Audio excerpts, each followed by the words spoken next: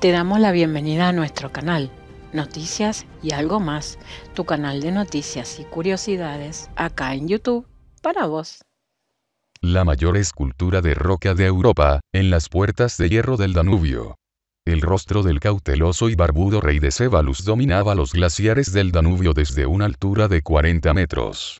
La escultura está rodeada de bosques en las profundidades de Rumania y es una de las atracciones más importantes de la Puerta de Hierro, que es un sistema de cañones de un gran río formado en esta sección de Europa del Este.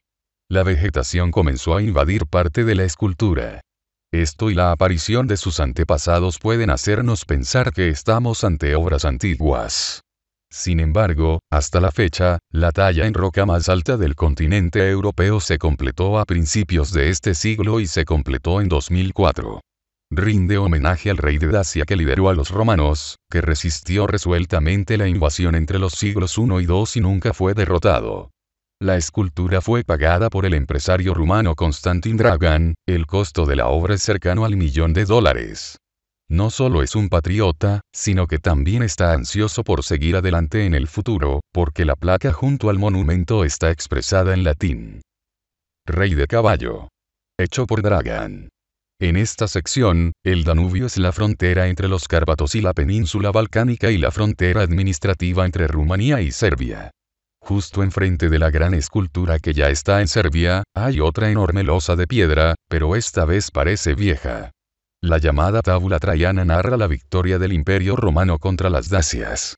Una guerra de propaganda separada contra las aguas del Danubio. La lápida tiene la altura de una persona y más de 3 metros de ancho, además de la inscripción del emperador Trajano grabada en ella, se pueden tallar claramente 2 delfines alados, un águila y una rosa de 6 pétalos. Los pescadores de los pueblos cercanos alquilan botes para que los viajeros puedan escalar el cañón, que es uno de los lugares más espectaculares del sistema de cañones. Durante mucho tiempo, la fabulosa Puerta de Hierro ha sido considerada como un paso natural entre Oriente y Occidente.